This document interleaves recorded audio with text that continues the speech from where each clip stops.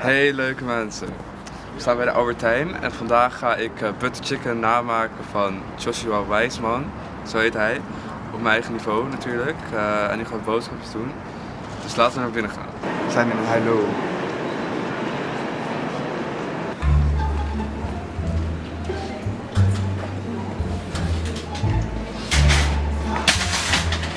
Ruikt hier naar vis. Dit is mijn boodschappenlijstje, jongens.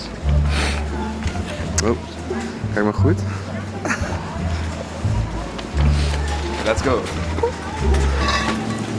Als eerste zoeken we de gember.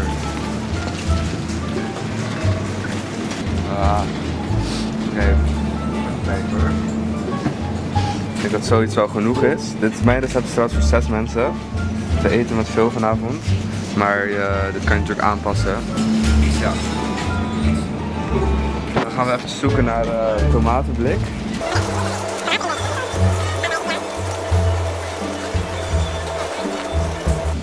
Ja, gevonden. Voor 6 mensen hebben we ongeveer 2 blikken tomaat nodig in het mandje. Oké, nu gaan we naar de zuivel. Daar zijn we er al bijna.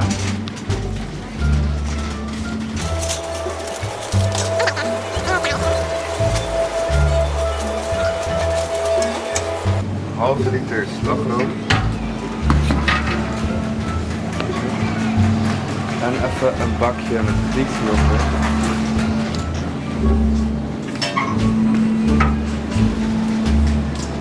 Liefst natuurlijk met zoveel mogelijk vet. Want we doen niet aan gezond eten. Ik doe het niet. En dan het belangrijkste gedeelte van het recept is natuurlijk de kip. Let's go find chicken.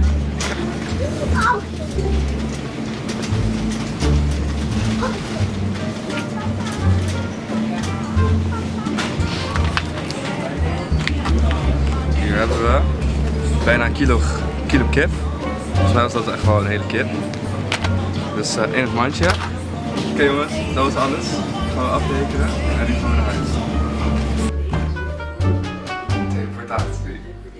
Dit zijn alle ingrediënten die we al in huis hebben. 2 uien, iets van 8 teentjes knoflook, boter, garam masala, komijn, geel wortelpoeder, rijst en paprika. Dit zijn onze boodschapjes. So let's cook. Let's begin. Als eerste gaan we eventjes wat water in de kan doen om onze rijst te koken, want dat wordt niet uitgelegd in de video.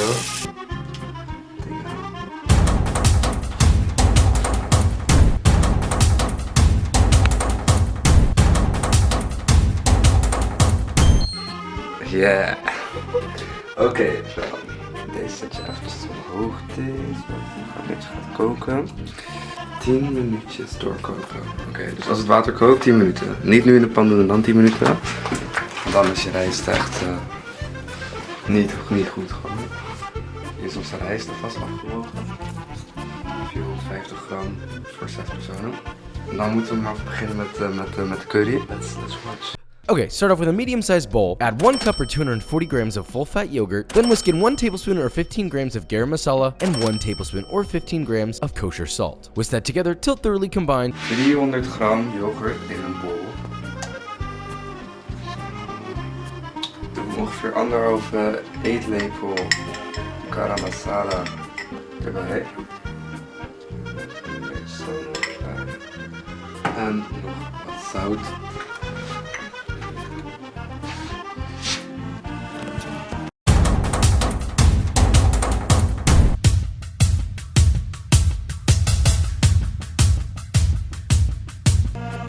Zo, ongeveer.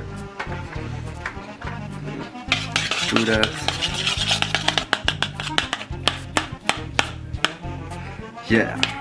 Then separately, get yourself 1.5 pounds or 680 grams of boneless, skinless chicken thighs. Slice those into nice bite-sized pieces that are around 1 inch thick. As per usual, keep them even. Nu gaan we de kip snijden.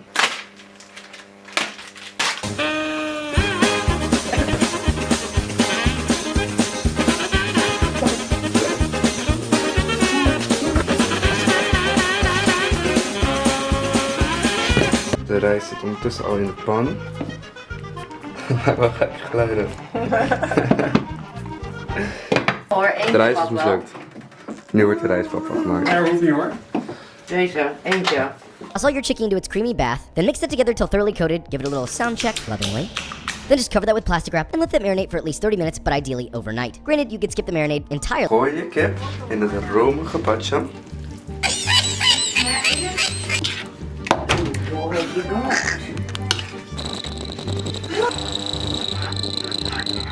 Next up, get yourself a large deep pan. Heat 2 tablespoons or 30 grams of vegetable oil over medium-high heat. Once that's shimmering and hotter than my buttocks after sitting on a chair that doesn't really breathe very well, add your marinated chicken in batches to avoid overcrowding and sear for 2 to 3 minutes. Flip, should be nice and golden brown, maybe even lightly charred, and sear the other side for another 2 minutes. We just want color as fast as possible. You don't want to cook the chicken all the way through yet. Doe olie in de pan. Dat is al wat olie.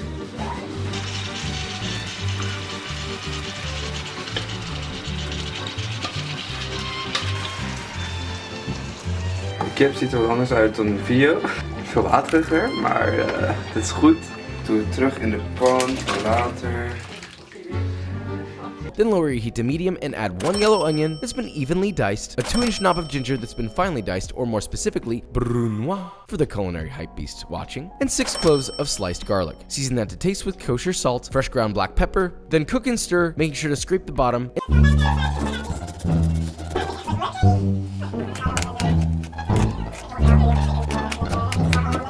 Alle groenten gesneden in de pan. Breng een beetje op smaak met peper en zout weer. Then add 2 teaspoons or 8 grams of smoked or regular paprika, 2 teaspoons or 9 grams of ground cumin, 1 tablespoon or 14 grams of garam masala, 1.5 teaspoons or 6 grams of turmeric powder, which is completely optional. Then stir that together and let those spices toast for about 1 to 2 minutes, or until intensely fragrant. Specerijen. 2,5 eetlepel komijn, 1,5 garam masala, eentje kurkuma, 2,5 paprika poeder. Then add a 14-ounce can of good quality crushed tomatoes, swirl around 2/3 of a cup or 160 milliliters of water in that can, then dump it back into your pan, less wasteful and you need the water. Stir together until everything is evenly incorporated. Dan doen we 1,5 blik tomaatjes, andere helft. Leave that on medium heat till it begins to simmer, then just let that simmer and reduce for 5 to 8 minutes or until the sauce has been reduced about 30% and is thickened. Optionally, you can use a hand blender to get it a little smoother, but believe it or not, I won't roast you if you don't use one. Nu lekker opgedikt.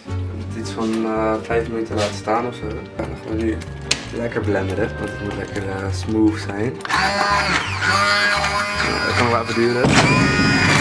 Now once that's nicely reduced, add your chickie back to the pan, distribute throughout the sauce, and let it simmer another 3 to 5 minutes or until the chicken is cooked through and hot. Alle kip in de pan. Ik weet niet, we hebben wel een beetje veel water, maar ik hoop dat het lekker wordt. En dan moet je het allemaal nog even laten zitten totdat de kip lekker gaar, kip lekker gaar is.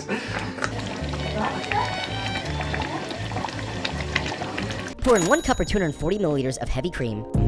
Look at the creamy streamy, Papa like. Then just stir all that together, bring it up to a light simmer, then reduce the heat to low and let it simmer for no more than about 3 to 4 minutes, stirring often. Then Doe de slagroom er lekker bij.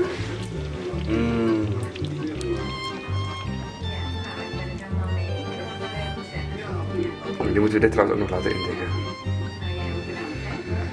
Weer 5 minuten later.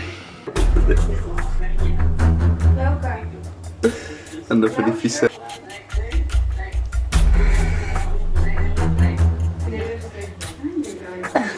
last but not least, turn off the heat and stir in 2 tablespoons or 28 grams of unsalted butter. Important note, continuously stir as that's melting so that it emulsifies properly into the sauce. Boter erbij. En dan roeren. Blijven roeren en roeren en roeren. And just look at this curry. Het duurde lang, maar het eten is klaar. En iedereen is super blij.